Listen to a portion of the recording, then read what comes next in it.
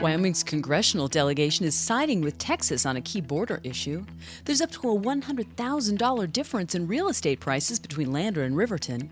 And a young driver mistakes a hot spring for a parking lot in Thermopolis. We'll take a look at these stories and more today from Wyoming's largest news organization. I'm Wendy Kaur for Cowboy State Daily.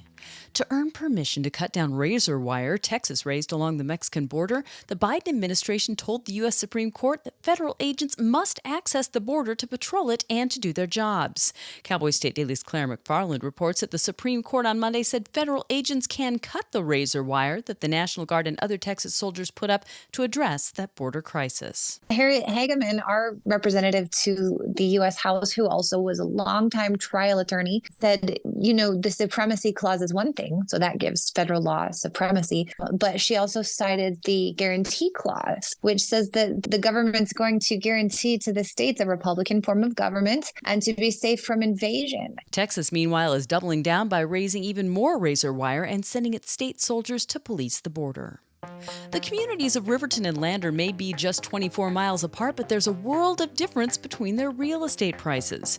Cowboy State Daily's Renee Jean reports that because of the roughly $100,000 difference in prices, essential workers in Lander are choosing to buy houses in Riverton. The realtor I talked to said, although it's not of Jackson proportion yet, he's seeing a dynamic there where a lot of people from Lander are living in Riverton instead. And he feels like if the trend continues, it's going to start to look like more of a vacation home type area. That's the same dynamic we see in Jackson that's really lifted the roof on prices and made it hard for essential workers to have a place to live in the community where they work.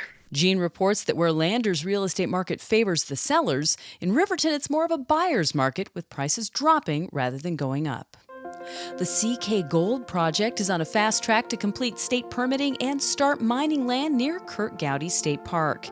Cowboy State Daily's Pat Mayo reports that the company believes they could extract up to 1 million ounces of Wyoming gold, along with a substantial amount of copper. Because it takes 18 months to build everything. They'll begin mining probably in early 26. And it's going to create about 250, 300 jobs. The good thing is, according to the company at least, the tax revenue and receipts will go to help out K through 12 education. The CK Gold project, named after the century-old idled Copper King mine, is believed to contain more than 1 million ounces of gold deposits and 248 million pounds of copper.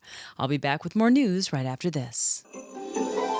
The weather is turning oh so frightful this time of year, but those excavation projects, they will persevere. I'm Jan Warren for One Call of Wyoming, here to remind you that no matter how big or how small your digging project is, contacting 811 2 full business days before you begin is required by state law. So stay safe unwrapping presents, not utility lines. From all of us at One Call of Wyoming, happy holidays.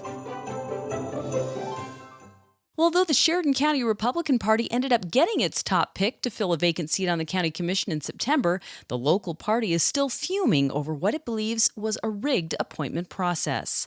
Political reporter Leo Wolfson says the county party filed a lawsuit last week against 4 of the 5 Sheridan County commissioners for the way they handled the vacancy appointment process. The Board of County Commissioners refused to accept or vote in any of the 3 finalists that were selected and given to them by the Sheridan County Republican Party. This drew great outrage from the County Republican Party at the time about the fact that the decision was then handed off to a local judge who ended up still selecting their favorite candidate when it was all said and done. They are accusing the commissioners of vacating their oath of office and their statutory duties and are asking for them to be removed from their positions on the board. State law provides for the removal of county commissioners who fail to perform their duties or knowingly commit acts that violate their oaths.